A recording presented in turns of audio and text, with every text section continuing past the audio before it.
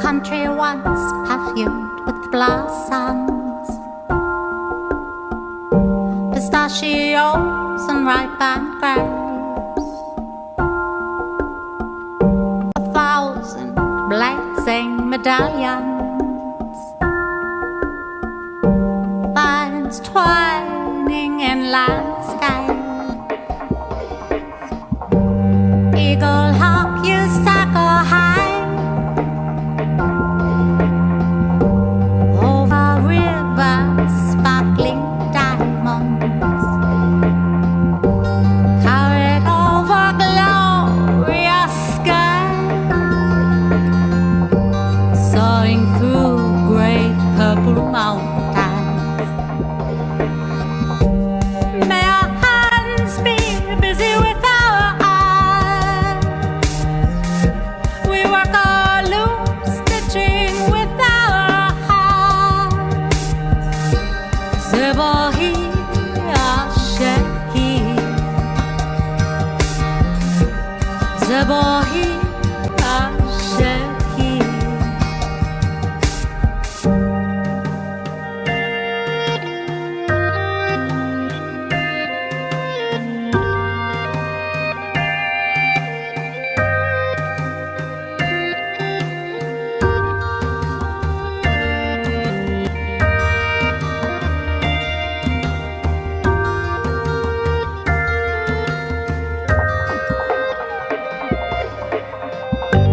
Flying free, falcon I'd like to be,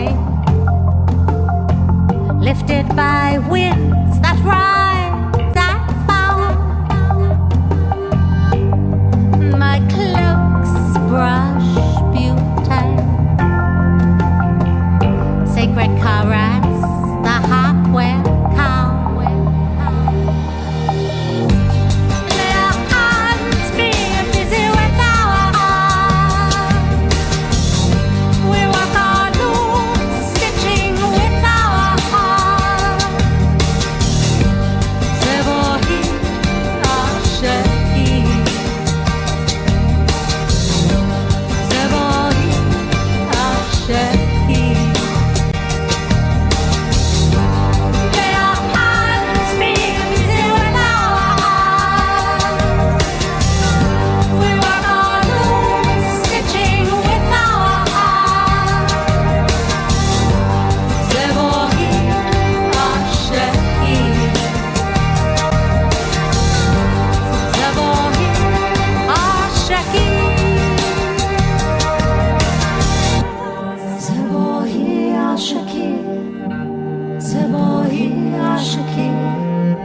So much beauty and love, so much beauty and love. Zebohi Asheki, Zebohi Asheki.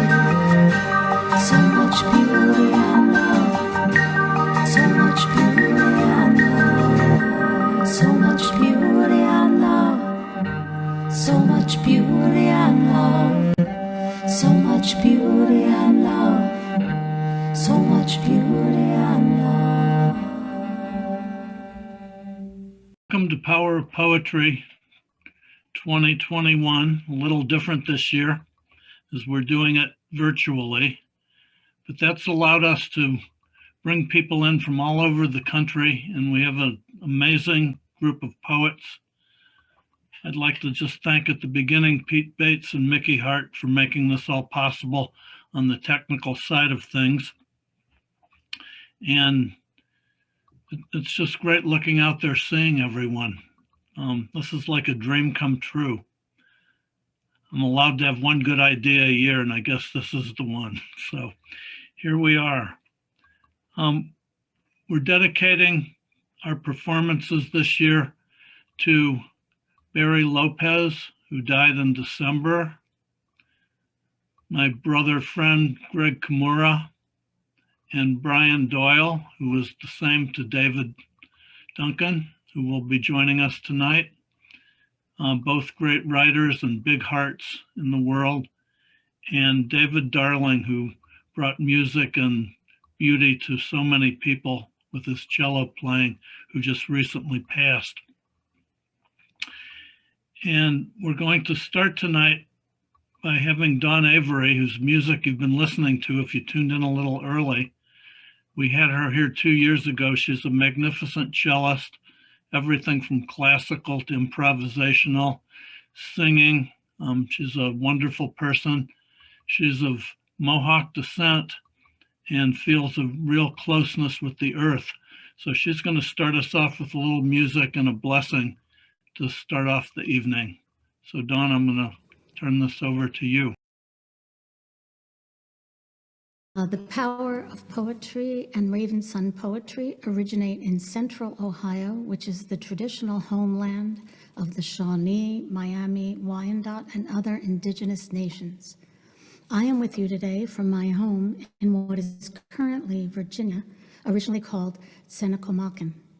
This land was home of the Powhatan Confederacy for 12,000 years, with over 30 tribes, as well as the Piscataway chiefdom. Today, there are 8 Powhatan Indian-descended tribes recognized by the state of Virginia, from which there are about 3,400 living tribal members. Thousands of years ago, indigenous peoples made this region a center of trade, culture, and innovation in astronomy, geography, mathematics, and engineering, attracting visitors from across North America. Native Americans all over Turtle Island remain stewards of the land, waters, and sky. And I'm grateful for the ancestors to be holding us here together tonight. Conjokwa, Zewadan Husios, Konikaliwesa. Ne egeti tonsite nualadune, sungwai dizun. We are gathered together to listen for a short while as we greet creation.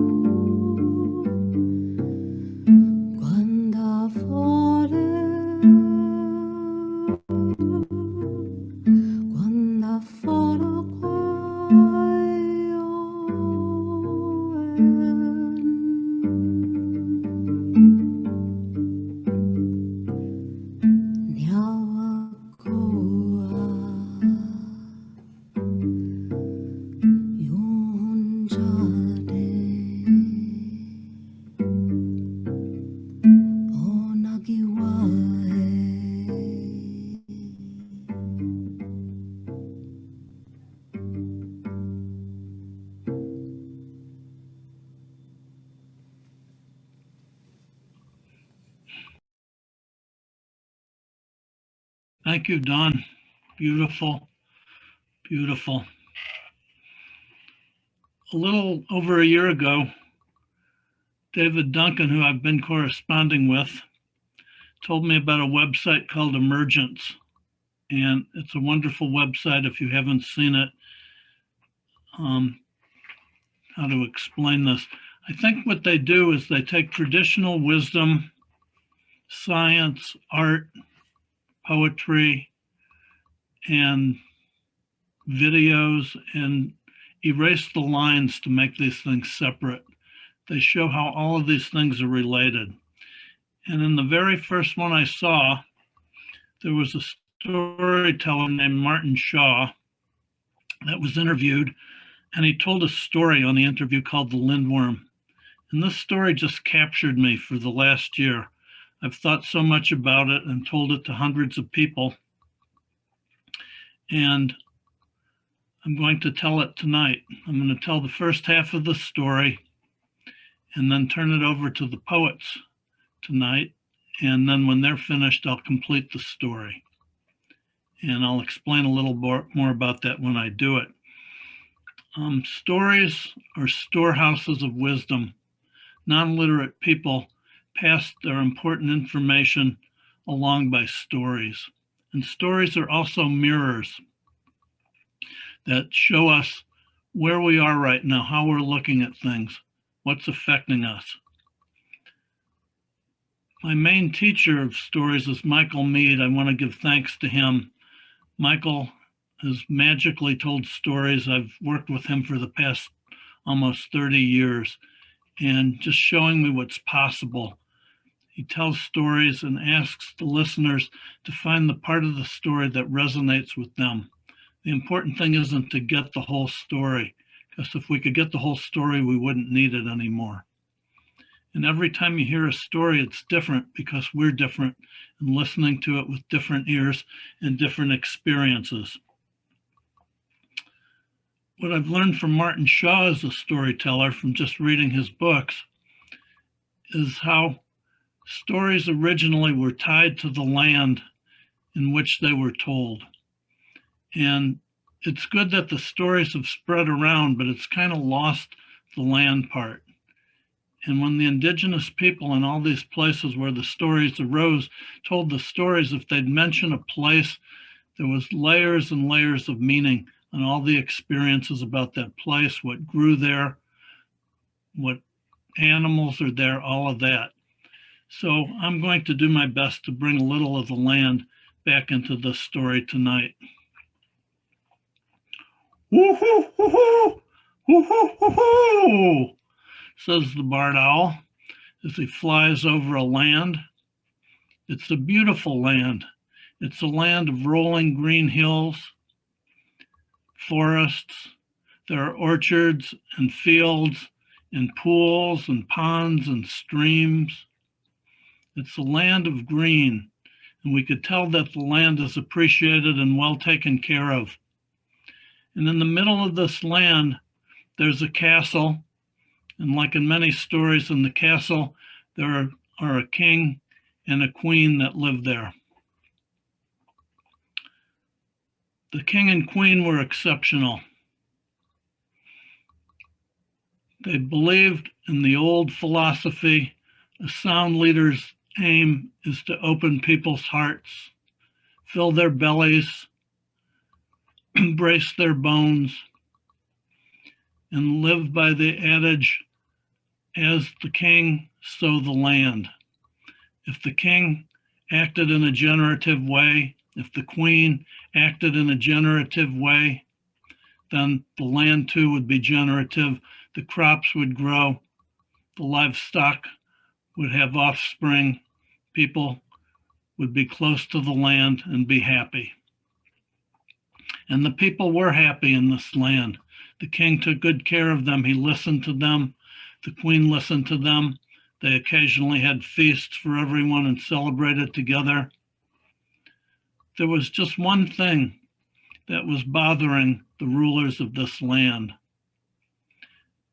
And that was that hard as they tried, they could not have children. There would be no heir.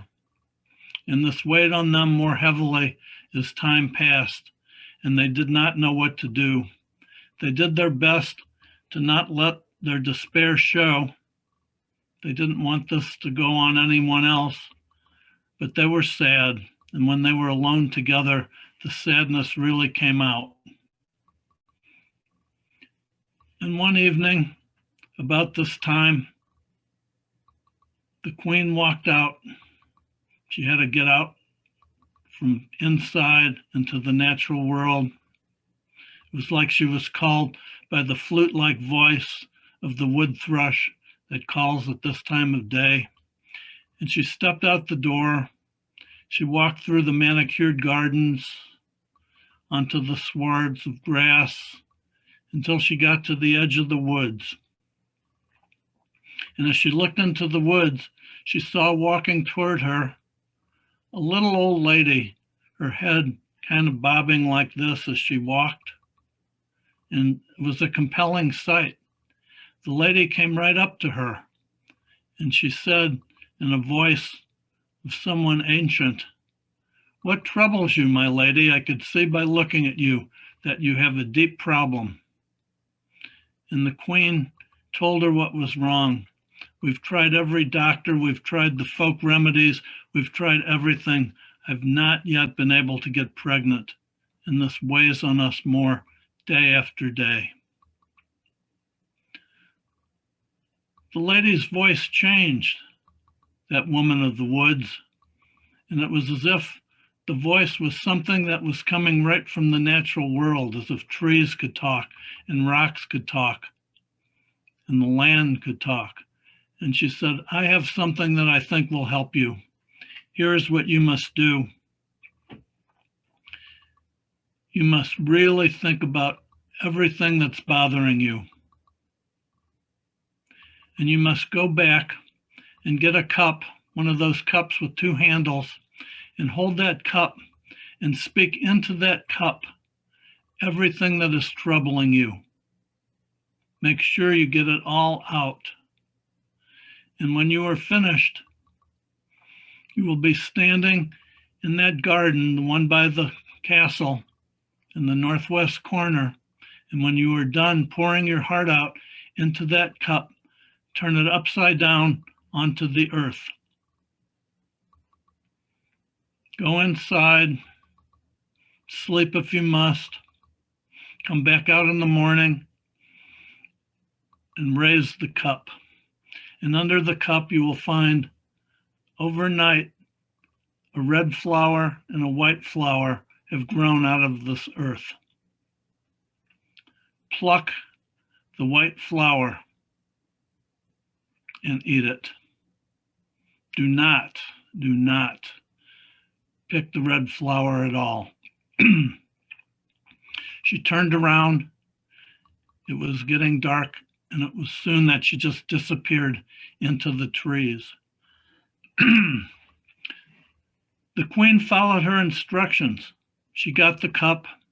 She went to the northwest corner of that garden. She cried and she talked and she poured her soul out into that cup and turned it upside down.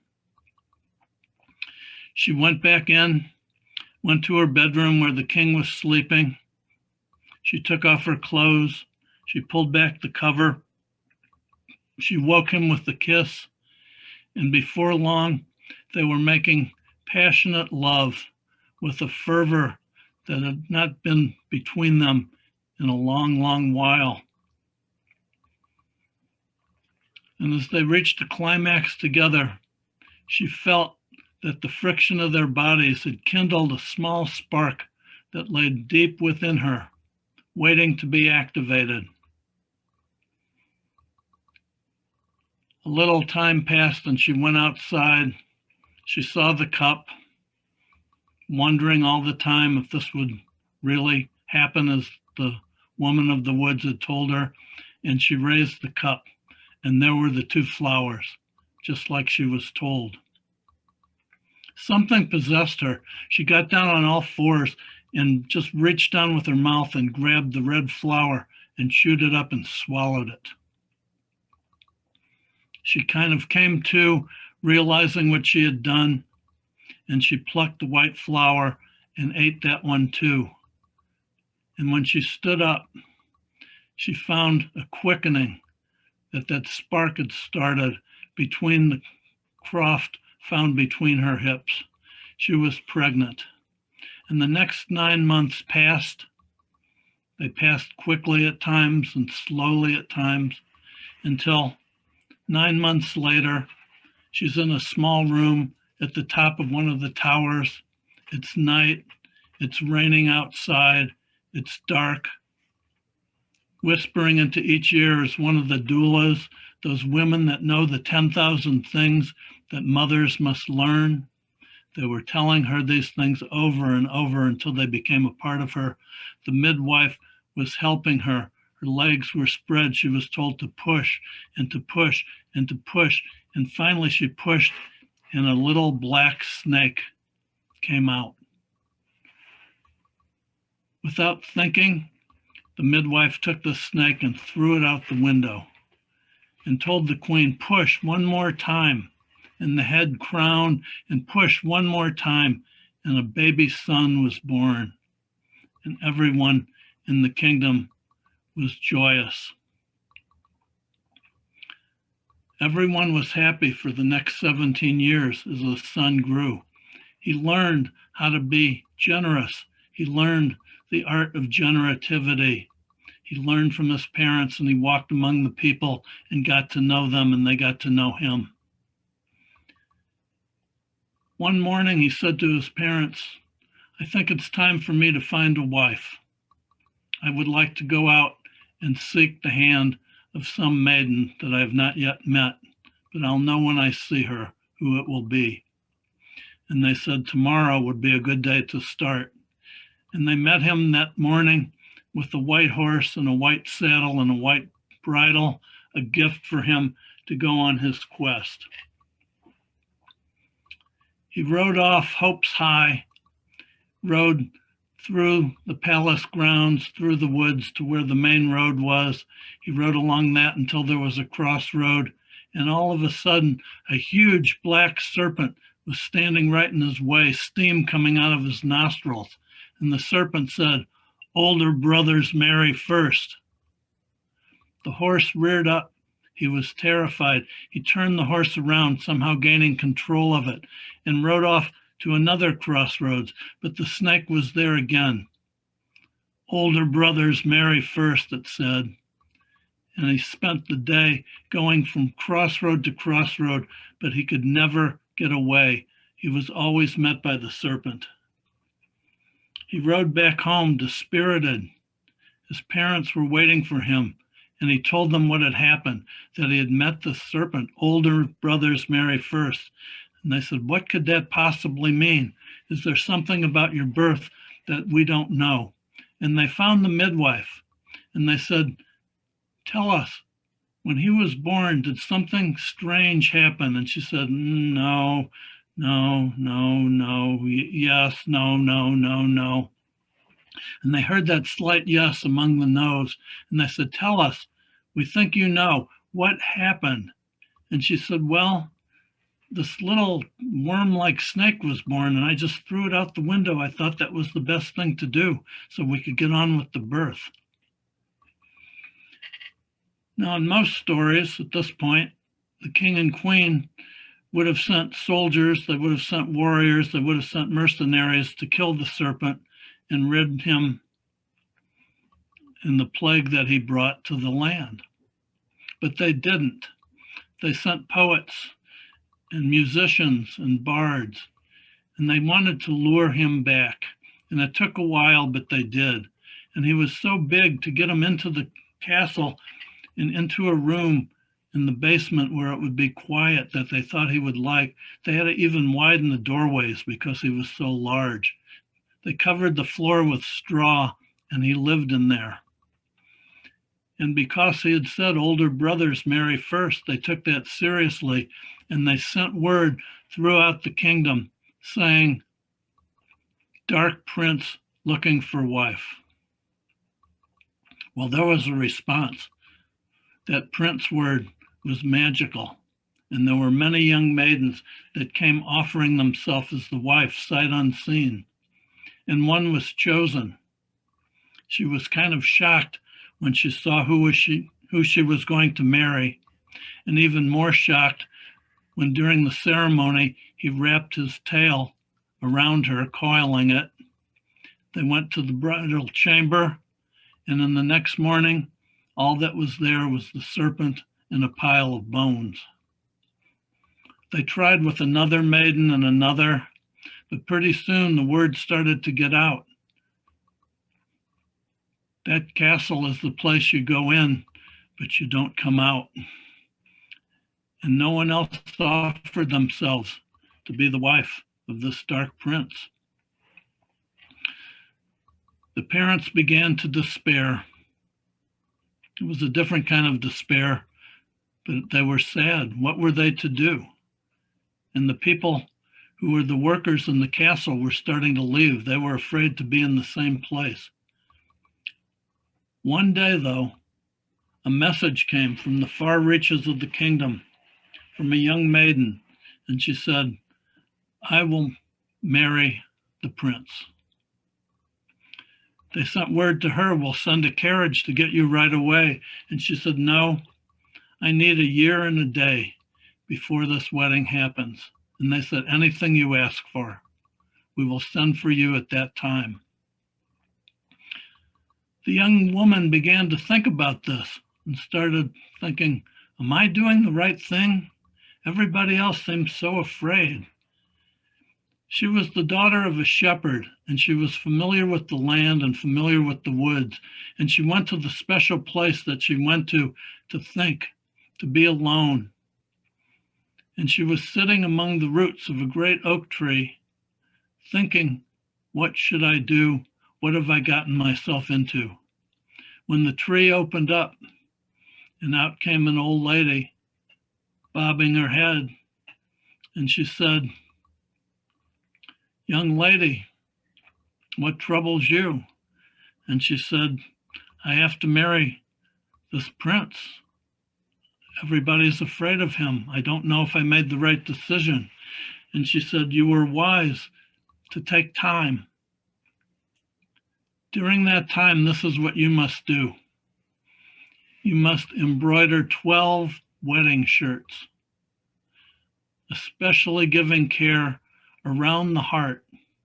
And with each one, you have to show some aspect that you have learned about educating your heart.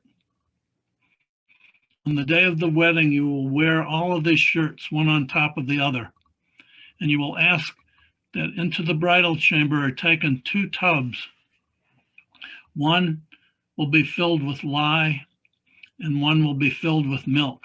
And to be sure, there's a strong bristled scrub brush in that room.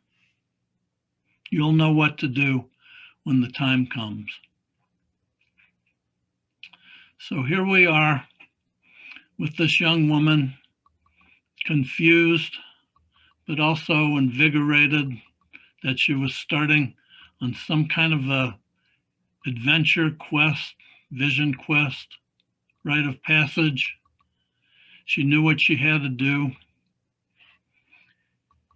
And when I invited the poets to this event, I asked them to think of some aspect of educating their heart. What kind of a poem or writing did that conjure in them?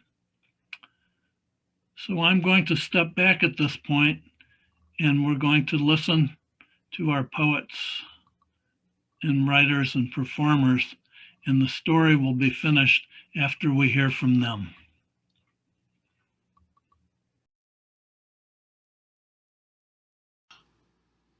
Consider the hummingbird for a long moment. A hummingbird's heart beats 10 times a second. A hummingbird's heart is the size of a pencil eraser. A hummingbird's heart is a lot of the hummingbird. Joyas voladoras, flying jewels, the first white explorers in the Americas called them, and the white men had never seen such creatures. For hummingbirds came into the world only in the Americas, nowhere else in the universe. More than 300 species of them, whirring and zooming and nectaring in hummer time zones 9 times removed from ours, their hearts hammering faster than we could clearly hear if we pressed our elephantine ears to their infinitesimal chests. Each one visits 1,000 flowers a day. They can dive at 60 miles an hour. They can fly backwards. They can fly more than 500 miles without pausing to rest. But when they rest, they come close to death. On frigid nights, or when they're starving, they retreat into torpor, their metabolic rate slowing to a 15th of their normal sleep rate, their hearts sludging nearly to a halt, barely beating, and if they are not soon warmed, if they do not soon find that which is sweet, their hearts grow cold and they cease to be. Consider for a moment those hummingbirds who did not open their eyes again today, this very day in the Americas. Bearded helmet crests and booted racket tails, violet-tailed sylphs and violet-capped wood nymphs, crimson topazes and purple-crowned fairies, red-tailed comets and amethyst wood stars, rainbow-bearded thornbills and glittering-bellied emeralds, velvet purple coronets and golden-bellied star frontlets, fiery-tailed awbills and Andean hill stars, spatule tails and pufflegs, each the most amazing thing you have never seen. Each thunderous wild heart the size of an infant's fingernail, each mad heart silent, a brilliant music stilled. Hummingbirds, like all flying birds, but more so, have incredible, enormous, immense, ferocious metabolisms. To drive those metabolisms, they have race car hearts that eat oxygen at an eye-popping rate. Their hearts are built of thinner, leaner fibers than ours. Their arteries are stiffer and more taut. They have more mitochondria in their heart muscles, anything to gulp more oxygen. Their hearts are stripped to the skin for the war against gravity and inertia, the mad search for food, the insane idea of flight. The price of their ambition is a life closer to death. They suffer more heart attacks and aneurysms and ruptures than any other living creature. It's expensive to fly. You burn out. You fry the machine. You melt the engine. Every creature on Earth has approximately 2 billion heartbeats to spend in a lifetime. You can spend them slowly like a tortoise and live to be 200 years old, or you can spend them fast like a hummingbird and live to be 2 years old. The biggest heart in the world is inside the blue whale. It weighs more than 7 tons. It's as big as a room. It is a room with 4 chambers. A child could walk around it, head high, bending only to step through the valves. The valves are as big as the swinging doors in a saloon. This house of a heart drives a creature 100 feet long. When this creature is born, it is 20 feet long and weighs 4 tons. It is way bigger than your car. It drinks 100 gallons of milk from its mama every day and gains 200 pounds a day. And when it is 7 or 8 years old, it endures an unimaginable puberty, and then it essentially disappears from human ken. For next to nothing is known of the mating habits, travel patterns, diet, social life, language, social structure, diseases, spirituality, wars, stories, despairs, and arts of the blue whale. There are perhaps 10,000 blue whales in the world, living in every ocean on Earth, and of the largest animal who ever lived, we know nearly nothing. But we know this. The animals with the largest hearts in the world generally travel in pairs, and their penetrating, moaning cries, their piercing, yearning tongue can be heard underwater for miles and miles. Mammals and birds have hearts with 4 chambers. Reptiles and turtles have hearts with 3 chambers. Fish have hearts with 2 chambers. Insects and mollusks have hearts with 1 chamber. Worms have hearts with 1 chamber, although they may have as many as 11 single-chambered hearts. Unicellular bacteria have no hearts at all, but even they have fluid eternally in motion, washing from one side of the cell to the other, swirling and whirling. No living being is without interior liquid motion. We all churn inside. So much held in a heart in a lifetime. So much held in a heart in a day, an hour, a moment. We are utterly open with no one in the end. Not mother and father, not wife or husband, not lover, not child, not friend. We open windows to each, but we live alone in the house of the heart. Perhaps we must. Perhaps we could not bear to be so naked for fear of a constantly harrowed heart. When young, we think there will come one person who will savor and sustain us always, and when we are older, we know this is the dream of a child, that all hearts finally are bruised and scarred, scored and torn, repaired by time and will, patched by force of character, yet fragile and rickety forevermore, no matter how ferocious the defense and how many bricks you bring to the wall. You can brick up your heart as stout and tight and hard and cold and impregnable as you possibly can, and down it comes in an instant.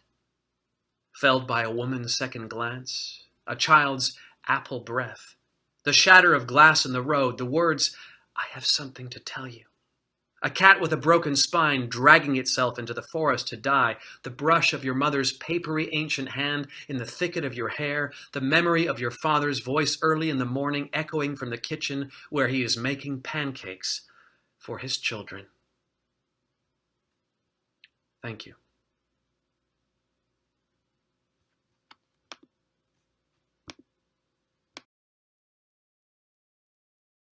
I live in Seaside, Oregon, where I am in advanced training to achieve my goal of becoming a world-class fiddler. Maybe you need to unmute, did you? I've been asked to read a poem of mine, the song E.U. Washburn heard while tending roses over the grave of Philemon and Bacchus Rojas. The poem has two epigraphs. One is from 1 Corinthians 13:13. There abideth these three, faith, hope, and love, and the greatest of these is love. And then one of the most beautiful passages from all of literature, from Canto 5 of Dante's Inferno, lines 103 to 105. Amor cianullo, amato, amor perdona. Me presi del costui piacerse forte, che come veda ancor no me abandona. And my West Texas translation, the best I can do. Love, which absolves no loved one from the act of loving, seized us so strongly that, as thou seest, it does not even now abandon us. The love song E.U. Washburn heard while tending roses over the grave of Philemon and Bacchus Rojas. Is it true that love is God? She asked. And he said, oh yes, it is true, my love. But you must try and remember to never believe it that way. And then, do you believe, she asked? And he said, yes, I believe beyond death in believing. That faith one can never fully give up. There will always be doubt. You must also remember to hope. And that, in our language, to wait and to hope are one. Espera, querida. Espera. And then, what should I hope for? She asked. And he said, with all your heart, you must hope that love will keep believing in you. Have faith in that alone, for only then will this world, as we believe in it, continue. And that is God, and that is enough. Thank you.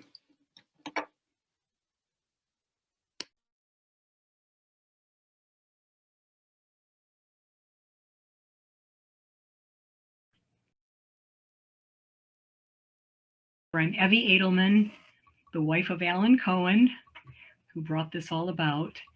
And I have the honor of reading a poem by Greg Kimura called Cargo, and probably many of you are familiar with it.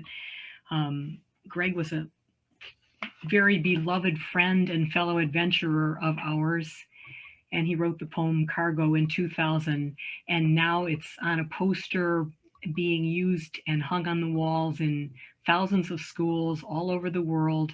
And anyone who wants a poster of the poem, and I've done a collage for it, can just write to Alan at the poetry site, and you will have one. So I'm going to read Cargo. You enter life a ship laden with meaning, purpose, and gifts, sent to be delivered to a hungry world. And as much as the world needs your cargo, you need to give it away. Everything depends on this. But the world forgets its needs, and you forget your mission. And the ancestral maps used to guide you have become faded scrawls on the parchment of dead pharaohs. The cargo weighs you heavy the longer it is held, and spoilage becomes a risk. Your ship sputters from port to port, and in each you ask, is this the way? Is this the way? But the way cannot be found without knowing the cargo. And the cargo cannot be known without recognizing there is a way, and it is simply this. You have gifts. The world needs your gifts. You must deliver them. The world may not know it is starving, but the hungry know, and they will find you when you discover your cargo and start to give it away. Thank you. I'm Allison Luderman. I'm zooming in from Oakland, California. It's nice to see you all. My heart tends to be impatient. So I wrote this poem to remind my heart that patience is important. It's called Because Even the Word Obstacle is an Obstacle. And I'm a swimmer. So this poem is written, or I used to be anyway, when my pool was open, which it has been closed for a while. But, you know, I used to do lap swims, and the only thing a lap swimmer really wants is their own lane, which is very hard to come by in the city. So because even the word obstacle is an obstacle. Try to love everything that gets in your way. The Chinese women in flowered bathing caps, murmuring together in Mandarin, doing leg exercises in your lane while you execute 36 furious laps, one for every item on your to-do list. The heavy-bellied man who goes thrashing through the water like a horse with a harpoon stuck in its side, whose breathless tsunamis rock you from your course. Teachers all, learn to be small and swim through obstacles like a minnow without grudges or memory. Thinking obstacle is another obstacle. Try to love the teenage girl idly lounging against the ladder, showing off her new tattoo, Cette vie est la mienne, this life is mine, in thick blue-black letters on her ivory instep. Be glad she'll have that to look at all of her life, and keep going, keep going. Swim by an uncle in the lane next to yours who is teaching his nephew how to hold his breath underwater, even though kids aren't allowed at this hour. Someday, years from now, this boy who is kicking and flailing in the exact place you want to touch and turn will be a young man at a wedding on a boat, raising his champagne glass in a toast when a huge wave hits, washing everyone overboard. He'll come up coughing and spitting like he is now, but he'll come up like a cork, alive. So your moment of impatience must bow in service to a larger story. Because if something is in your way, it is going your way, the way of all beings, towards darkness, towards light. Thank you.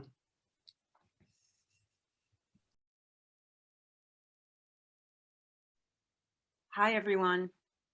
I'm Valencia Robin, and I'm zooming in from Charlottesville, Virginia. I'm so happy to be here with all these beautiful artists. Thank you, Alan, for the invitation. The title of my poem is Insomnia.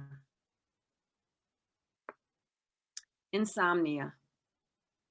When the week has worn you down to the assorted holes in your head, all those leased words masquerading as conversation, all your superpowers wasted, hiding and pretending, when all that's left is the yellow blinking light of your life half over, nothing to distract you because it's 3 a.m, no denying the damp sheets and the tangy scent of your day-old body as your memories make their crash landing and you cringe and cower, dreading their arrival.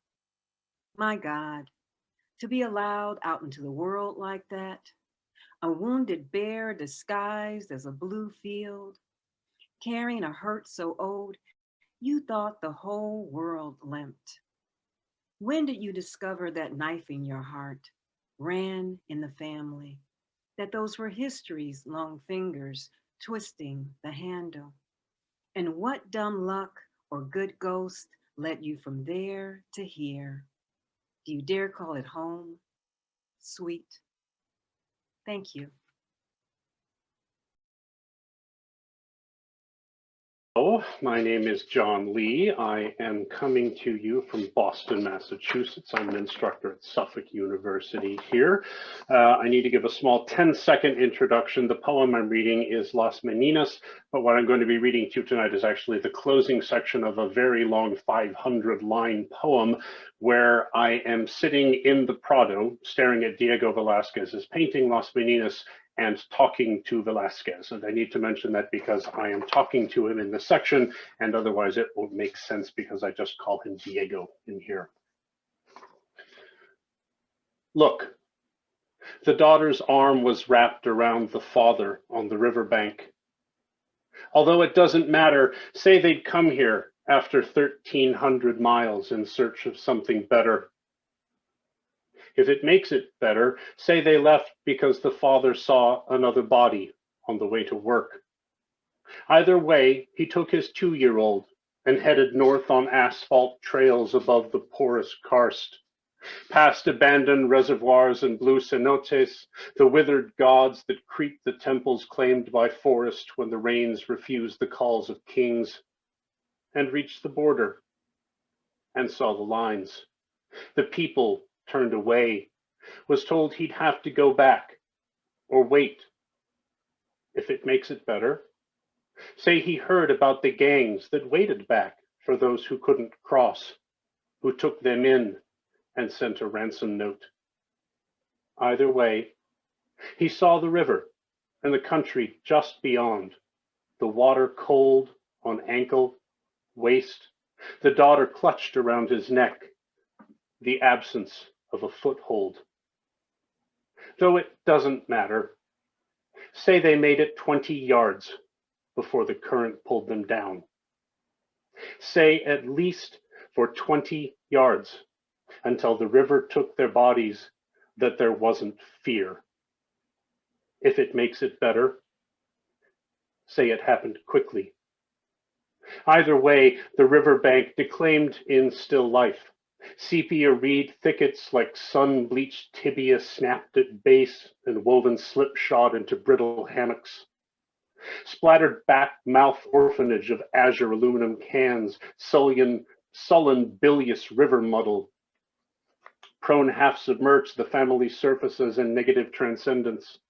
Outline of waterlogged diaper through red shorts, the father's spine crevasse, how his shirt also wraps around the girl to fasten her, both heads thrust through a single collar, her right arm across his shoulders. The eye demands to hold, demands to be retracted, to haven't seen, else interpose the self in frame and haunt the loop of lung and water.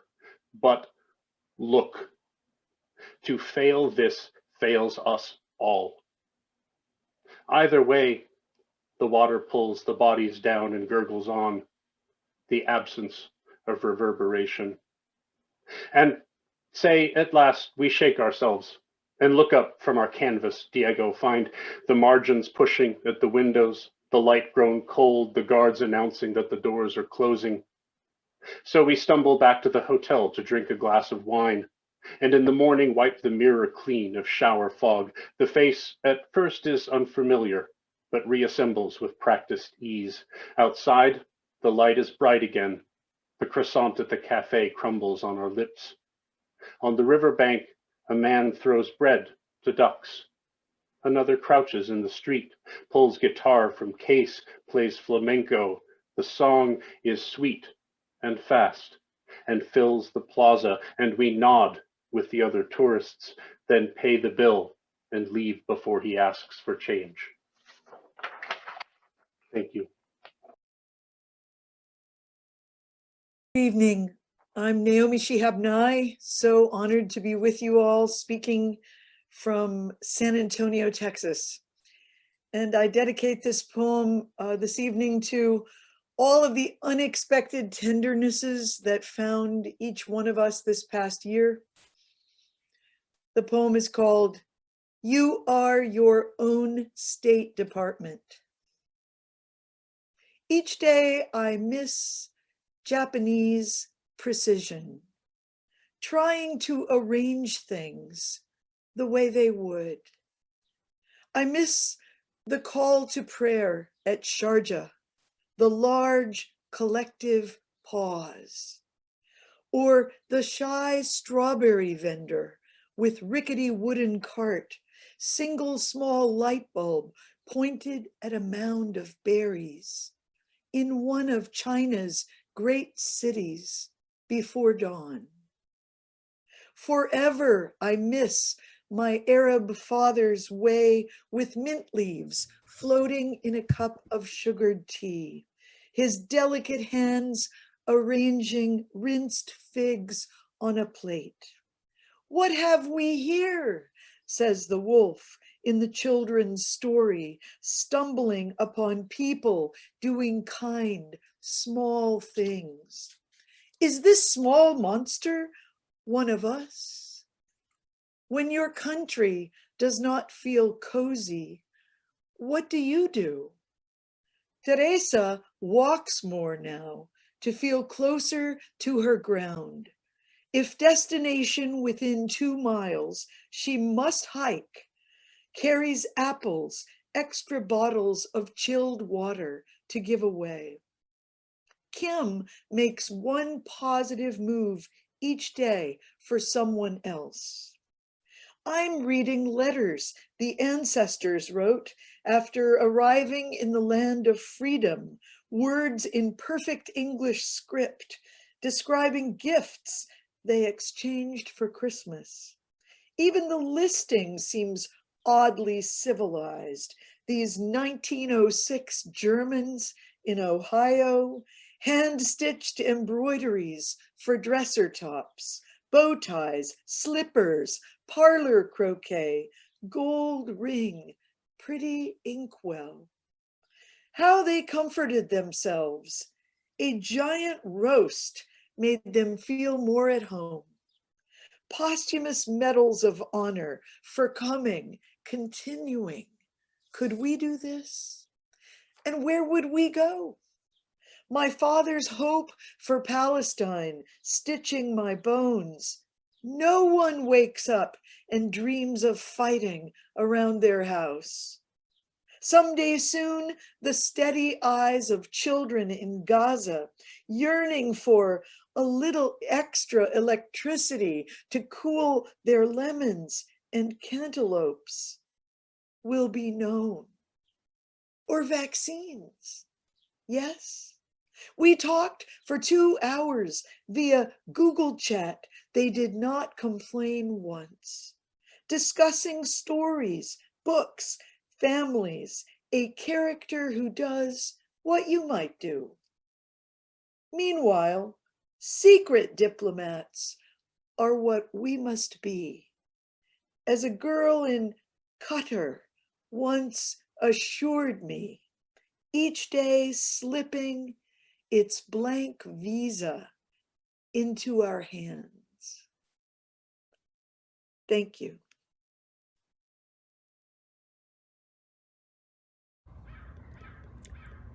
Hello, everyone.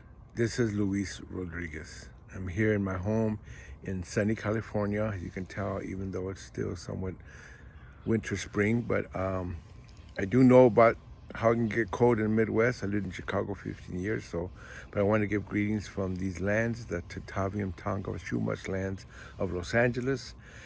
This poem I'm going to read is called The Peace of Death in Life. I don't always write about my addictions, but I am now 27 years sober. I was 7 years on heroin and then 20 years drinking on top of that. So now have 27 years. I now have 27 years, as much time sober and clean as I was on drugs or alcohol. So this is a great, important juncture, of course, in life. I don't always write in poetry about heroin. I've gotten in my memoirs, and I apologize for the planes overhead. It's just the way it is out here. But what I do want to do is read this poem, which is called, again, The Peace of Death in Life. It's about heroin, and let me just share it. It goes like this. Heroin's soundtrack, bitches brew. Trumpets like trains squealing around a bend. The way rainwater murmurs along a concrete river, skulls whispering you to sleep. Pain awash and glows from the tip of the toes, through legs, streaming through the pit of a stomach, coloring the whole body in hazy blue wash. Miles knew the chords to blow. I chipped to soften the edge when things got bad. When it did, I didn't want to be around anymore. Stashed among my own ere and score, loitering inside my own high in my own morose pose. Yet Michaela and homie Sharky often joined, even a hyena or two, and strangers as raindrops fell. I recall the headstones of Evergreen Cemetery, where I leaned back to nod and scribble in torn pieces of paper poems tracked with collapsed veins. I recall my small garage room with no running water or heat, and feeling the peace of death cover me as a white sheet in my collapse. The shadows felt so compelling.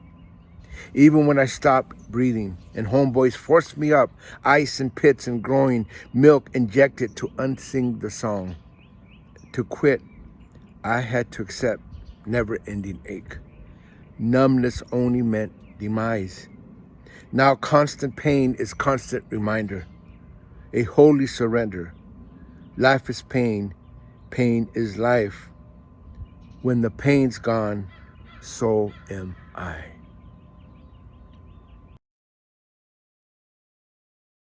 Kelly Fuller. I'm here in Bexley, Ohio. I started writing poetry 8 years ago after the sudden and tragic accidental death of our youngest daughter. I sought out Evie, who became not only my therapist, but a dear friend. And through her encouragement to write, I have felt some sense of peace and healing. Tonight, I'm going to read one called I'm That Kind of Girl. So a little bit of poetic license with the girl part, if you please. I'm that kind of girl who says hi to the man who gets the trash, good morning to the woman who brews my latte light, and no thanks to the waitress in the stained apron offering more bread to the table. But I also forget to say I love you to my daughter and to pet the cat in the morning. Don't be that kind. Take time to hold dear your people and creatures close and bury your nose in pussy fur until you sneeze. I'm that kind of girl who runs and hits tennis balls over the net to Sally, Sari, and Beth, but I sat on my fat fears for way too long and hit pause, rewind, never play. Don't be that kind. Hit play, play, never rewind. When it's gone, it's well gone. And when you pause, breathe, and gather strength for the next game, set, match. I'm that kind of girl, the one who married for all the wrong reasons. Fear, loss, everyone else might be, and my mom wants grandchildren. Don't be that kind. Marry the one who carries your fear in his breast pocket along with a note from you on the best books you've ever read. Marry the one who'll lie down on white blankets under platinum stars, call you close with promises to keep dragons and grandmothers at bay. I'm that kind of girl who moved faster than thank you and down the street from gratitude. Don't be that kind. Slow your pace and let you mean so much to me catch up and sit next to you, but not too much. Leave space, always a space, but not that much. Just big enough to leave room for one more. Thank you. So good to be together tonight. Thank you all for your poems. I happen to be Eleanor Wilner. I'm in Center City, Philadelphia. I'm older than I should be, and I've been writing and teaching poetry pretty much the whole time. And I'm wondering if the embroidering of those wedding shirts in the Lindworm story that Alan is telling us, that close attention, that long practice of craft isn't very much like the making of poetry. Both are meant, as we lose ourselves in the work, to reveal and reclaim the world and whatever essential parts our society has torn from us and exiled. And perhaps this way, we educate the heart. But then, what is the educated heart to do with what it must see, but cannot bear? The magnitude of suffering in the world. I read somewhere that there are now 80 million migrants, displaced, uprooted people on the planet, torn from their homes by genocide, wars, climate change. What is one heart, one nervous system to make of numbers like this without simply going numb? It needs something larger, older, more rooted than we are. And so it was, I began this poem, but the pronouns shifted and the trees took over. For the willow to bless with a shower of leaves red in the dawn, the stream by its side, river flow idling, a little back spill, the shrill cry of a bird. And little by little, as the light grew, the sun crested the hills, and as it splintered its gold among our leaves, a two-legged figure appeared, and behind it another, as if the horizon itself was an opening seam from which they were pouring, a column stretching back and back over the hills that the sun had just mounted. They were backlit by that sun, flat silhouettes, and it was hard to discern one from another. So alike they appeared, and so endless their procession. And as they approached us, we tensed, feeling something between apprehension and wonder. So much like an army of ants, they seemed, so many. As they came closer, we heard a great keening, so that, unsure how to greet them, aware they brought with them a great grief, we offered them what we could: shade, a cool shelter from the heat that had begun to follow the sun, a soft bed of needles from the pine to sleep on. And as we caught and played the breeze in our leaves, we sang to them, our thoughts moving in the slipstream of time's passage.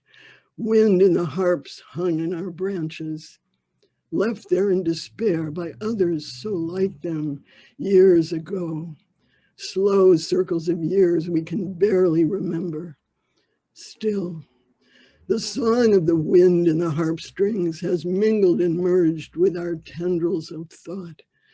A singing we offer them now, this sorrowing multitude who in return bring their tears to water our roots. Thank you.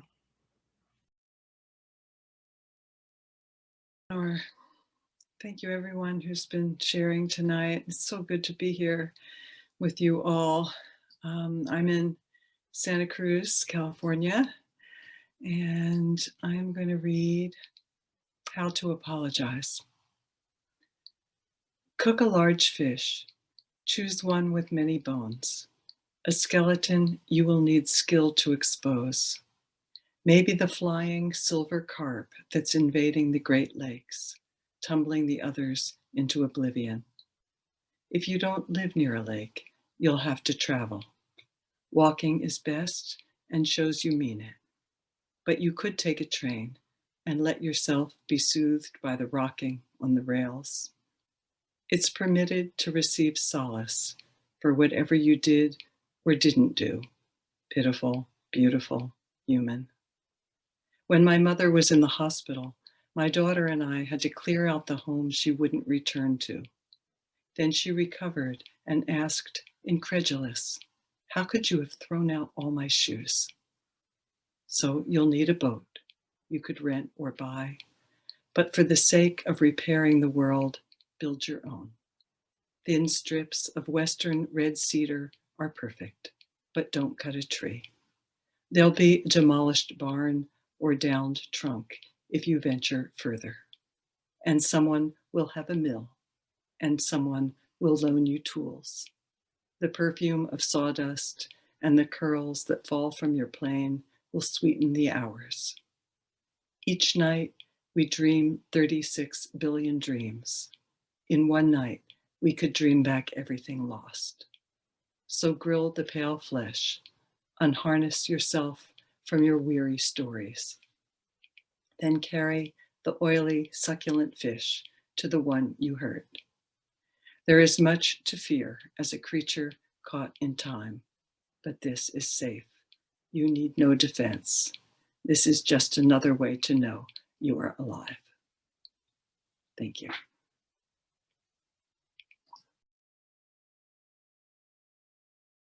I'm Jeffrey Martin, a poet. I'm here in Los Angeles, California. I feel like I'm a worldly poet though, but right now that's where I rest my head. So I'm from Los Angeles, California. My poem is called Educating the Heart. First of all, I want to thank you all for having me here. It's a beautiful thing. I'm getting moved by all these poems. I want to rewrite some stuff in my poem based on what I've heard tonight, but I can't do that. So I'll go on. It's called Educating the Heart. Placards should direct inquiring souls towards one-way cathedrals where gods are never mentioned, but the godly bask in the sunlight of good intentions. There are no caps and gowns to commemorate knowledge found in cold books or laboratories. The changing of the guard happens at thresholds, combining empathy and a desire to see a world never seen. Educating the heart lifts the paralysis of race, religion, and man-made toxicities, resembling language and culture, but badly clad, with the residue of spittle laced with the acid of hate and temporary fixes. Educating the heart requires no memorization or rote learning nuances. Its resounding moment comes when the recipient, given to fits of rage over another's displacement, cannot separate tears from journal entries thought private and unaffected. The name change complete, the transformation coincides with normacy becoming the enemy, and weight the arch nemesis. In an education replete with testimonials, but scarce in its fan base. Thank you. Hi, I'm Jack Riddle. I'm out in Saugatuck, Michigan, and honored to be here. And I'm putting nothing up on the chat because I love everybody. They're just all too wonderful. Way too wonderful. I'm the son of a Division I basketball coach who turned from being a point guard to poetry. I think you've convinced me pretty well tonight. I made a good choice. Probably can't even hit the rim anymore. I've thought a lot in America that love is always being asked to be proven, or at least often asked, prove how much you love me. And then I worked in colleges where they talk about what love is, and nobody in colleges knows. They've never figured that out. So I suggest we just sort of give up. And the title of this poem is Take Love for Granted. Assume it's in the kitchen, under the couch, high in the pine tree out back, behind the paint cans in the garage. Don't try proving your love is bigger than the Grand Canyon, the Milky Way, the urban sprawl of LA. Take it for granted. Take it out with the garbage. Bring it in with the takeout. Take it for a walk with the dog. Wake it every day, say good morning. Then make the coffee, warm the cups. Don't expect much of the day. Be glad when you make it back to bed. Be glad he threw out that box of old hats. Be glad she leaves her shoes in the hall. Snow will come, spring will show up, summer will be humid, the leaves will fall in the fall, snow will come,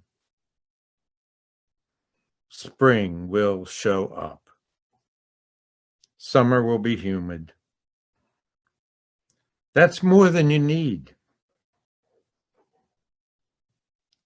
We can love anybody, even everybody, but you can love the silence, sighing and saying to yourself, that's her, that's him, and then to each other, I know. Let's go out for breakfast. Thank you. Good evening. I'm Wendy McVicker here in Athens, Ohio. I have the honor of being Poet Laureate of Athens, Ohio, and I'm really thrilled to be here among all these luminaries hearing these amazing words. I've always said that poetry is the language of the heart. And I have to put on glasses. I have a poem called Language Lessons. Wordless, we entered the forest and listened. The language of wind, of water, was never foreign to us. The languages of birds we came to know. Rocks spoke to us from the beginning, invited us into their presence. From them, we learned how to be quiet and still, how to stand without wavering through darkness and cold when the sky falls and wind howls all around us, how to lift our face in all weathers, and how to yield when it's time to water's persuasion. Thank you.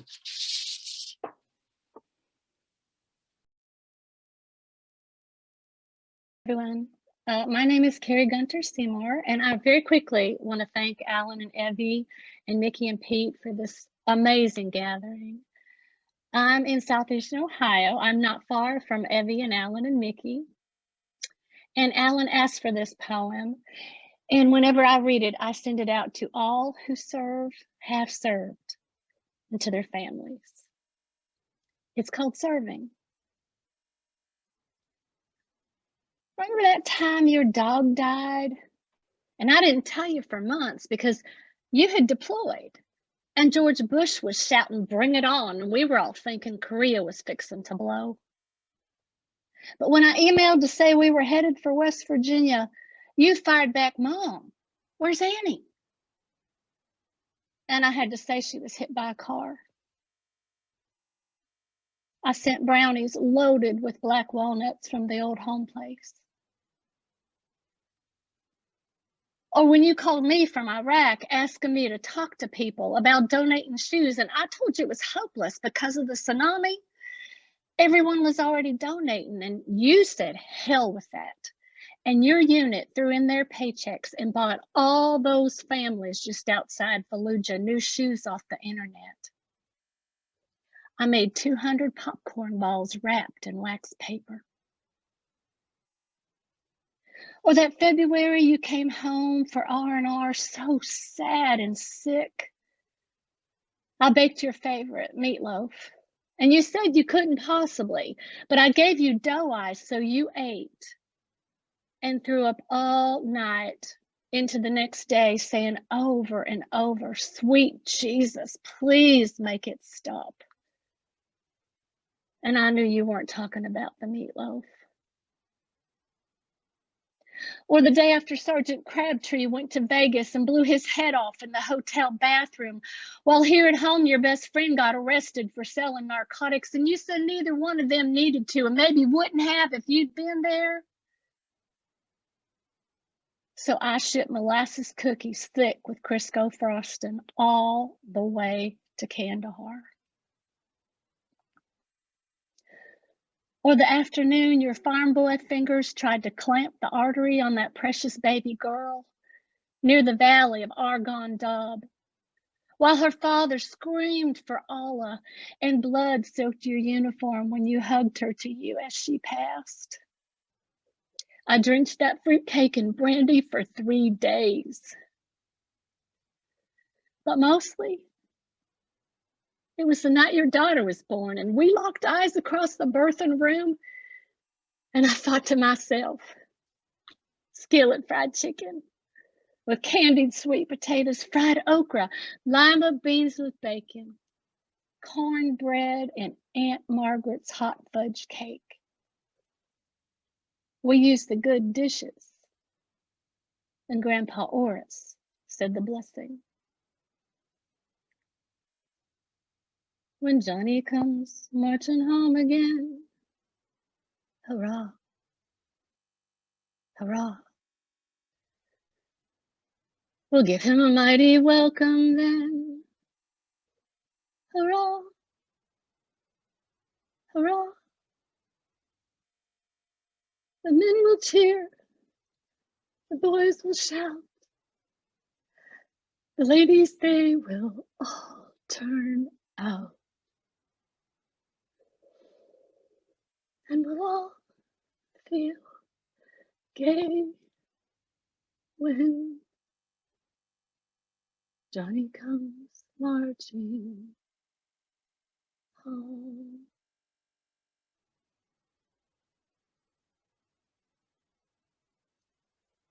Thank you.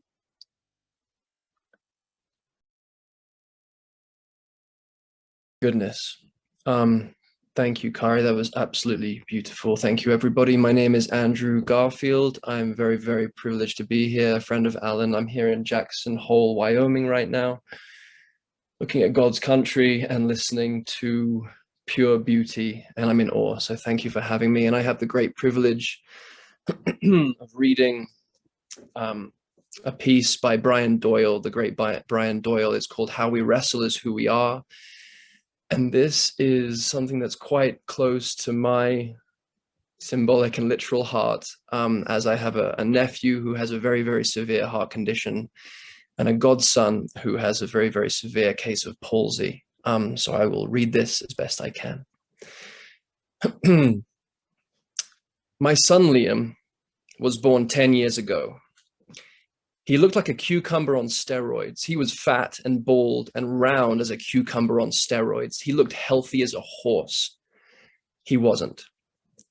He was missing a chamber in his heart. You need 4 rooms in your heart for smooth conduct through this veil of fears and tears, and he only had 3, so pretty soon doctors cut him open and iced down his heart and shut it down for an hour while they made repairs. And then when he was about 18 months old, he had another surgery during which they did more tinkering, and all this slicing and dicing worked. And now he's 10. And the other day, as he and I were having a burping contest, he suddenly said, "Explain to me my heart stuff," which I tried to do in my usual boring dad way. And soon enough, he wandered off, I think to beat up his brother, but I sat there remembering. I remember pacing hospital and house and hills and thinking that his operations would either work or not, and that he would either live or die. There was a certain clarity there. I used to crawl into that clarity at night to sleep, but nothing else was clear. I used to think in those sleepless days and nights, what if they don't fix him all the way and he's a cripple all his life, a pale, thin kid in a wheelchair who has crises? What if his brain gets bent? What if he ends up alive, but without his mind at all? What then? Who would he be? Would he always be what he might have been? Would I love him still? What if I couldn't love him? What if he was so damaged that I prayed for him to die? Would those prayers be good or evil? I don't have anything sweet or wise to say about those thoughts. I can't report that God gave me strength to face my fears, or that my wife's love saved me, or anything cool and poetic like that. I just tell you that I had those thoughts, and they haunt me still. I can't even push them across the page here and have them sit between you and me, unattached to either of us, for they are bound to me always, like the dark fibers of my heart. For our hearts are not pure. Our hearts are filled with need and greed as much as with love and grace. And we wrestle with our hearts all the time. The wrestling is who we are. How we wrestle is who we are. What we want to be is never what we are, not yet. Maybe that's why we have these relentless engines in our chests driving us forward towards what we might be. Eventually, my son will need a new heart, a transplant, when he's 30 or 40 or so. Though Liam said airily the other day that he's decided to grow a new one from the old one, which I wouldn't bet against him doing, eventually, him being a really remarkable kid. But it made me think, if we could grow new hearts out of old ones, what might we be then? What might we be if we rise and evolve, if we come further down from the brooding trees and out onto the smiling plain, if we unclench the fist and drop the dagger, if we emerge blinking from the fort and the stockade and the prison, if we smash away the steel from around our hearts, if we peel the scales from our eyes, if we do what we say we will do, if we act as if our words really matter, if our words become muscled mercy, if we grow a 5th chamber in our hearts and a 7th and a 9th and become as if new creatures are risen from our shucked skins, the creatures we are so patently and brilliantly and utterly and wholly capable of becoming. What then? Thank you. Eleanor asked, what's one heart to do in the face of so much pain? I'm Rosemary Watola-Tromer. I come to you from the western slope of Colorado on the banks of the mighty San Miguel River. And I, perhaps like you, find myself longing to serve, longing to be able to give to others. In times of great darkness, I want to do for you what the sun does for me. Coax you to come outside, to breathe in golden air. I want to enter you, warm you, fill you with brilliance, make your muscles melt. Make your mind shh. I want to prepare for you luminous paths that span into deep space. Want to thaw any part of you that feels frozen. Find any cracks and slip shine into them. And your shadow, I want to intensify it so you might better know your own shape. I want to encourage you to open wider, wider. Teach you to write your name in light. Thank you.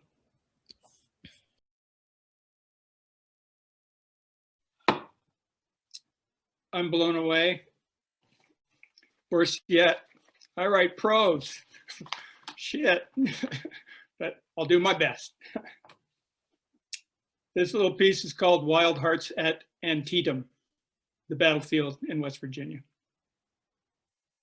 I'm going to invoke a wild-hearted Oregon friend recently departed, leaving an ache in mine. Barry Lopez was a global citizen. In seeking to understand and enrich our planet's cultures, he visited more than 80 countries, gravitating towards some of the most challenging landscapes on Earth: deserts, war-torn countries, scenes of historic horrors, the Arctic, Antarctica. But he always had the wisdom to carry his experiences home and ground them in a grove of stately Douglas firs by Oregon's Mackenzie River, where there was a whale-shaped rock out in the current that he liked to wade out to and ride like a boat. Barry had this to say about his home: to stick your hands into the river is to feel the cords that bind the earth together in one piece. That's where our brotherhood was felt. My greatest non-human teachers from childhood have been rivers and wild Pacific salmon. I've known salmon in hundreds of intimate ways. An uncatchable female Chinook in my first novel led a fishing craze protagonist by night like a seeing eye dog so deep into wilds that the predator-prey paradigm dissolved, bequeathing a mere fishing nut a more profound existence. And I too once lived by the sea, but left it to follow the salmon's journey as far as 700 miles inland and 6,500 feet up into the Rockies to reach their highest nexus of natal streams. Why? Because the salmon's life, as the tribes have always told us, is a Eucharist rite requiring no sermon, but Pacific-bound rivers and the ocean's own.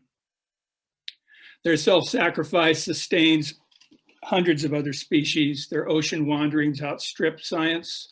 Their death is in their birth in their death, and both are performed in literally ascended places. Barry wrote, "The world of variables to which salmon respond is astonishingly complex. The closer we look, the more we see the individual animal as a reflection of the organization of energy around it. To try to understand the animal apart from its background is to risk the collapse of both." Barry couldn't get to sleep at night during the Mackenzie's fall salmon run until he checked on the well-being of the Chinook spawning in the side channel near his home. Just as I lose sleep in the Rockies when I fail to find among the 5,500 miles of pristine waters near me the once insanely abundant summer Chinook, because their route to the Pacific has been chopped into 16 lethal fragments by dams and lies. The Wild Heart teaches, as Bernard of Clairvaux said, that love itself is knowledge. But it also teaches, as Stanley Kunitz said, that in a murderous time, the heart breaks and breaks and lives by breaking. In one of his last interviews, when asked what he sees in the eyes of a wild creature like a wolf looking back at us, Barry told Fred Bonson, "If we imagine a divorce in which only one member of the dyad, modern humanity, made the decision to create a breach, then enforced it, you begin to understand what the malaise in human culture is about. Humanity has lost its spouse. From our home waters, he and I then compared notes on our efforts to close the breach and regain our spouse as modern humanity keeps busily destroying it. For most of my life, I've followed the organization of energy around salmon as they migrate from the highest spawning grounds on Earth out to sea. This is why I was tracking in July 2018 when a southern pod orca in the Salish Sea near Victoria, British Columbia, 1,200 miles from my home, gave birth to a calf that died in 15 minutes due to her mother's malnutrition for lack of the Chinook that should be reproducing near me. The bereft mother, the now world famous Tahlequah, didn't just hold her dead calf's body close. She carried it in a grief swim that covered 1,000 miles and lasted 17 days. Scientists and others tracked her. After a week, orcas in her pod took turns holding the calf to prevent it from sinking so she could rest.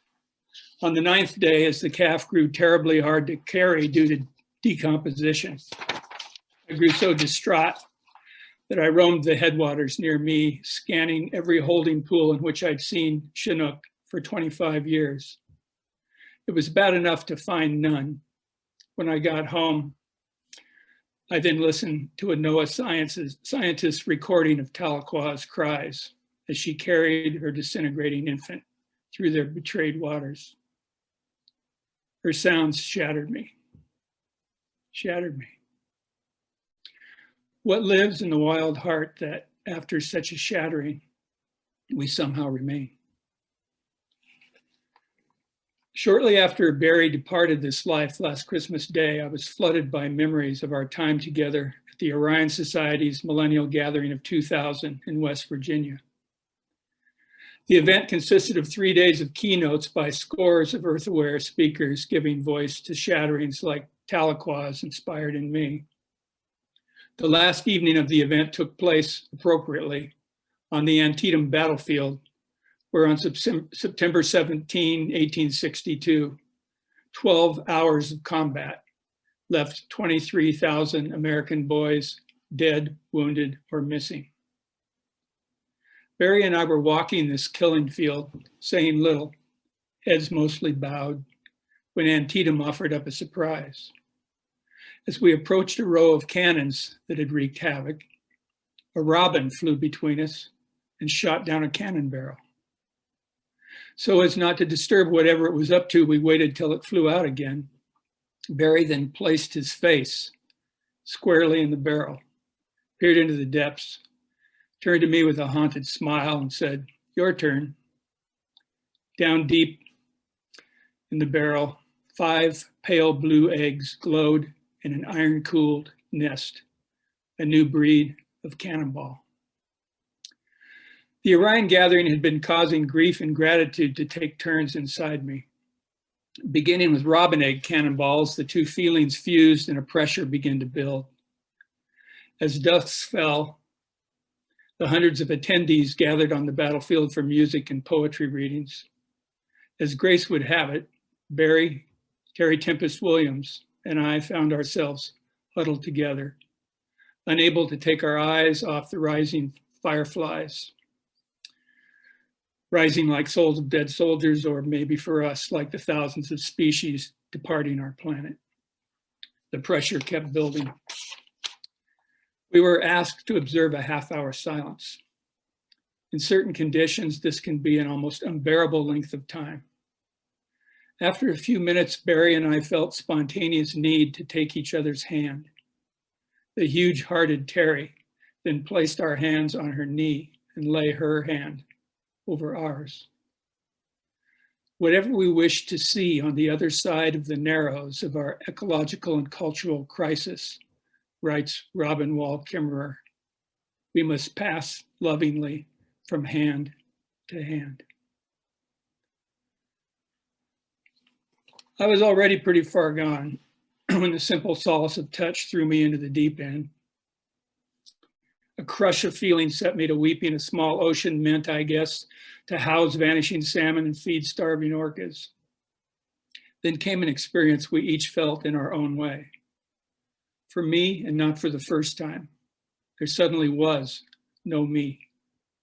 Self was lost, effaced, merged in a shamelessly joyous ocean about which the less said, the less I violate its brief presence.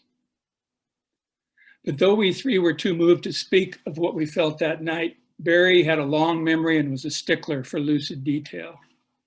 More than a decade later, he cornered me after a dinner event in Texas and said, "Tell me about Antietam. Your tears were streaming off the backs of my hands. Tell me what you felt." I said something like this: "When I lose beloved ecosystems, species, friends, I always wish to hell it wasn't happening. But I've learned over time that if I surrender my wishes, events beyond my capacity can increase capacity and sometimes unveil a painfully joyous presence. The joy is the presence's own, the pain mine, because I'm being expanded by loving force. And the storytelling problem this creates is wonderful. There are realities far greater than words can contain." The author of your stories, Barry, Madre de Dios and the Letters of Heaven, grasped this. And even Lao Tzu would only say of the mother of all things, "I do not know its name." So please, brother, don't ask me to pretend I caught this mother in the gopher trap of American English. How happy I was that Barry embraced my reply, and me too. Arms around you, he liked to write at the end of his letters, and they were. Thanks for the listening.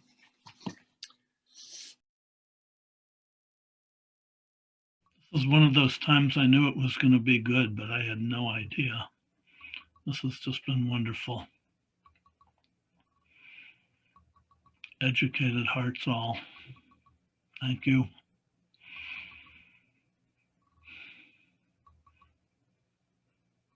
The old woman walked back into the tree, and the tree closed as if nothing had happened. She had a task. She had never embroidered before, and her beginning efforts caused painful stabs in the fingers, tearing things apart, making them again. And soon, as she became more competent at her work, she fought off boredom, but realized that being in that place that we call boredom is an opportunity to get in touch with that deeper part of ourself that our everyday tasks keep us from. And ideas came to her, and she learned about her heart. And before long, it was time to go to the castle for the wedding. She went into the room, king and queen, in trepidation of what might happen that night. A grim feeling, but she happily said, "My soon-to-be husband, how good to meet you." And when he wrapped his tail around her like he had to the other maidens, she caressed it with her warm hand, adding some warmth to the cold under all those scales. And the ceremony was over, and they went to the bridal chamber. There were the two tubs, there was the scrub brush, and the two of them. And the serpent said, "Take off your shirt." And she said, "I'll be glad to, my husband, but first you must remove your outer layer of scales." And he said, "No one has ever asked me to do that before." And he began to do it. And it was painful. And it got more painful the more he pulled them off. But he continued to do it. And she took off her shirt.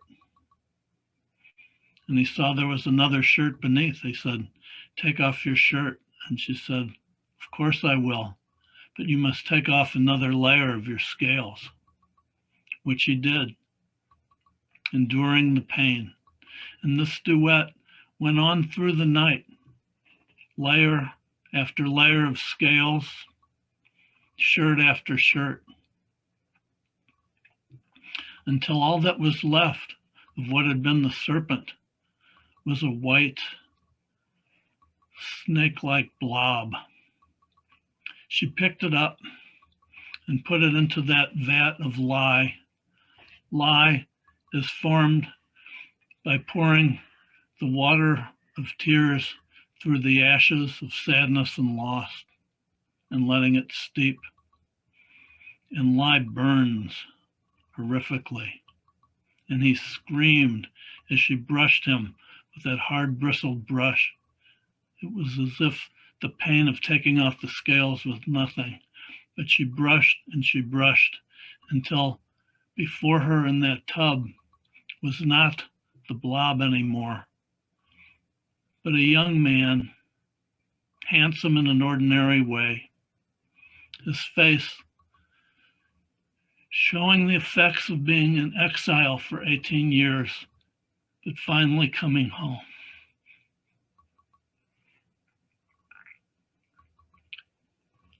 She led him into the tub of milk and washed the lye. Holding hands, they stepped into the bed. The king and queen woke at first light, anxious to go down, afraid to go down, hoping against everything that had happened that it would not be a repeat of what they had seen before. And when they opened the door, they saw the two, the young man and the young woman, husband and wife, arms around each other in a state of radiant contentment. And they decided it was time for a celebration. And the castle was cleaned and everyone came back. And they decided on a day. They brought in all kinds of food, the finest caviar, the finest steaks and lobsters, and then of course kale and tofu cutlets for the people who identified themselves as vegans. And you didn't have to ask them if they were, because they tell you if they are. The walls were decorated with art from all the artists. New songs were created, new poems. It was a night of great celebration. Everyone was having a wonderful time. And finally, at the end of the night, the two told the story of that night of their wedding. And they told how within every one of us is someone who could remove the scales that they've built up over a lifetime. Oh, cat. And within us too is someone who could spend their life constantly educating their heart. And you might wonder what happened to that younger prince, the one who they raised for the first 17 years, who seemed to disappear. During some of the music, he looked across the room for a partner, and his eyes met the eyes of a woman, her inner beauty so great that it illuminated her outer beauty as well. And they looked into each other's eyes like all of us has that one opportunity too in our life. And no, this is the one for us. You know, like a man and woman do sometimes, or a woman and a woman, or a man and a man. But what happened to him is a story for another time. And the owl, the old barn owl, was on the branch looking in the window at this scene and had seen enough and flew off into the night and looked down at the orchard where the apple trees were in bloom and saw those blossoms glimmering in a way that was just a little brighter than they ever had done before, and flew on and found a hidden pool surrounded by 9 hazel bushes whose nuts fell down into the water and fed the salmon of knowledge, who, as soon as his name was just invoked, leapt out of the water just a little higher than he had ever done. And the owl flew on and looked up at the myriad stars in the sky, glistening in a swath like milk, and saw that these stars shone just a little bit brighter than ever before. And that's the story of the lindworm.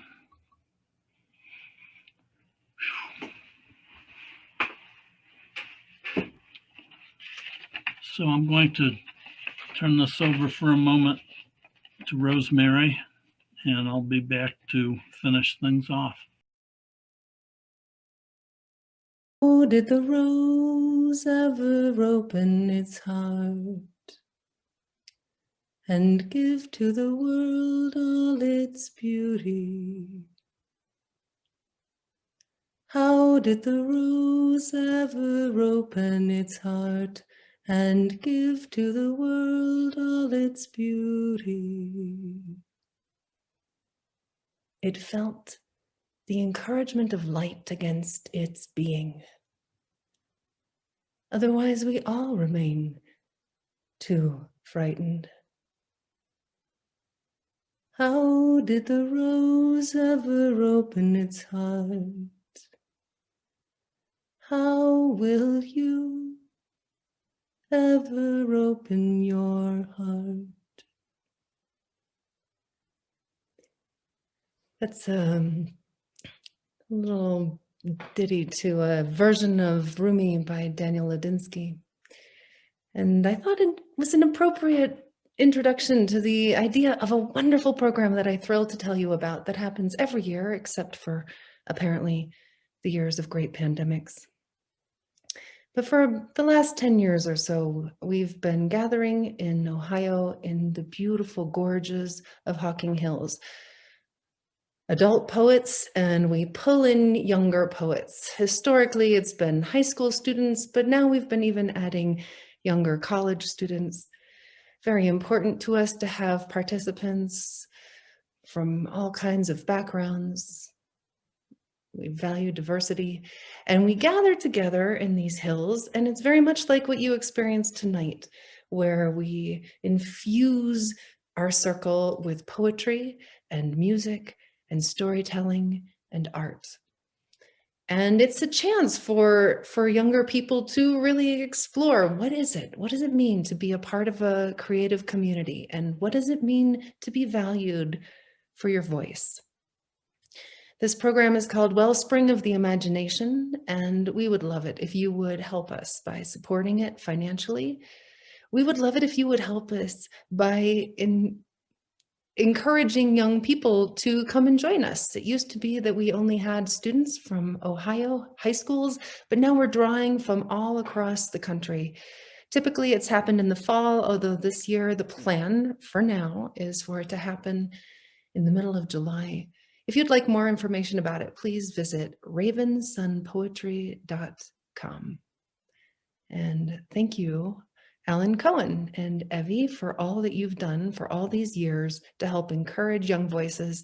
Tomorrow we'll be getting to hear quite a few of them. Some of them began as youth poets, although as one of them pointed out, that was 10 years ago and she's not feeling much like a youth poet anymore. But we'll get a chance to hear from some of the folks who have been part of our program, who've moved out into the world and are bringing their words now into the world. And back to you, Owl. Thank you, Rosemary. Our program tomorrow is going to be longer than this one, but it's so filled with good things. It's like having the celebration at the end of the story. It's going to be an evening of spoken word.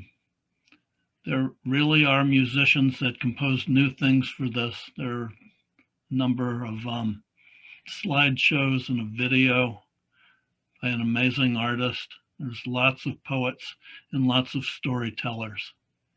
And some of our poets from tonight will be there also. Be good to see them for another night, and I hope everybody comes and joins us there. So you can see the program for it on the ravensunpoetry.com. And we hope we get a good audience again tomorrow night. Tell your friends about this. Have them look at the website to see how to subscribe to the YouTube channel so they could watch this. I thank everyone for watching this tonight, and I especially thank all of these wonderful people. I just can't believe that I know these people and that they're willing to do things like this. Thank you so much. I want to end with a bow. And I learned a couple years ago that the important thing with a bow is that your head ends up below your heart. So to everyone tonight, good night.